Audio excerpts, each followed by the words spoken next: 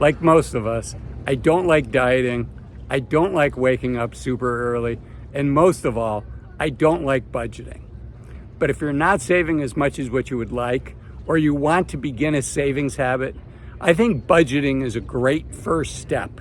You don't have to do it for the rest of your life, but it's a great way to begin and then build off of that onto a system that works for you. And in today's video, I'm going to share with you some ideas that have worked for me, and as a fee-only financial advisor have worked for my clients for years.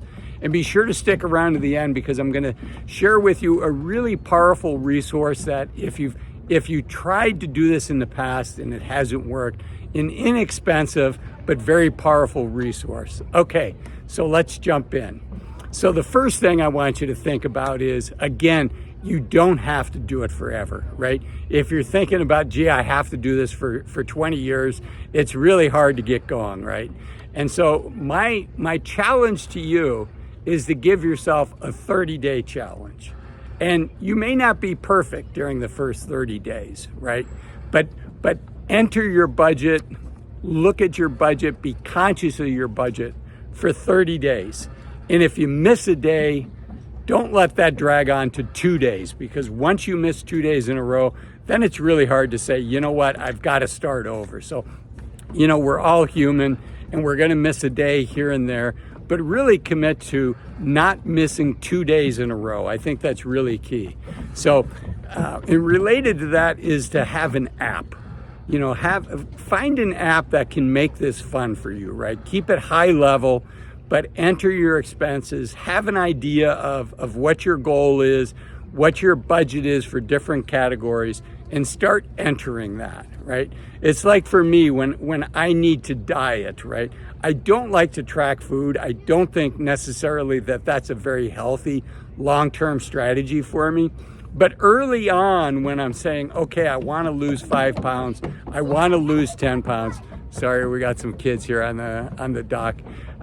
Early on, I think it's a really good way to start off and to have a feel for, in my case, what does 2,500 calories look like, right? So I track for maybe a week, more often than not 3 or 4 days, and I track everything. And if I miss a day, I say, okay, yesterday I wasn't good, but today I'm going to be good. I'm going to keep it on my system. I'm going to work to build this habit. Same thing with budgeting. There's a ton of different applications out there. Pick one that you think is fun. And I think what you want to do is you want to focus on fun. It's much more important that it's fun and it's high level than it's super detailed, because super detailed is just going to make it complicated. And we don't want complicated. What we want is something that we're going to stick with and give us a high level at the end of the month. How are we doing? Okay. The other thing to do is something that's called habit stacking. Anytime we're trying to develop a new habit, I think habit stacking is something that's super easy to do. I'm going to give you a real trite example, and then we'll bring it back to budgeting. So if, let's say, I keep forgetting to take a certain medication, and it's like, I know I need to take this. And fortunately, I don't need to take many medications, but I do have one that I have to take. I have a condition, high ocular pressure in my eyes, right? So I have to put eye drops in my eyes every night. And at first it was hard for me to remember to do that, right? I've been doing it a couple years now. But early on, it was hard for me to learn to do that. And so what I did was I said, when I brush my teeth at night, I will put in my eye drops. And all of a sudden, that went from a task that was super hard to remember, and I was only doing it like half or 2/3 of the nights, to I had 100% compliance with that. And I actually put my eye drops right next to my toothpaste. And so it made it super simple. And likewise with habit stacking, right? If, let's say, every time you jump on YouTube, if you like to jump on YouTube on your phone, or every time you check Facebook or whatever it is, you're also going to open up your budget app, and you're going to make sure that you entered that purchase that you made earlier, 2 hours ago, or over lunch. You're going to enter the lunch that you went out to eat for, right? So you're going to enter your expenses when you jump on social media. And I'm just making something up, but stack it on something that you do regularly, that you enjoy doing, and you know what? It's unlikely that you're going to miss a day doing that. So I think for most of us, social media is a great thing to do. Okay, the other thing I want to talk about is a 30-day challenge. And I want to start off and say any of us can do anything for 30 days, right? No matter how challenging it is. I think if I told you, okay, this is a challenge for 30 days, I think the vast majority of us could commit to doing that. And what I like about it is usually the first week of a challenge is fun. In the last week of the challenge, you're almost there. So you really only have those 2 weeks in between, right? If it was a 90-day challenge, you've got a big gap between when you start your habit and when you end your habit. But if you do something for 30 days, I think we all can, if it's something that's important to us, we can all do some for 30 days. And oftentimes that 30-day challenge can put in the foundation to a life-changing development, a new habit that you're going to look back at and say, I'm proud that I did that. For instance, my wife wakes up super early, like 4:30 or 5 in the morning. And it's super hard for me to do that. But there have been times for like 6 months I've been able to do it.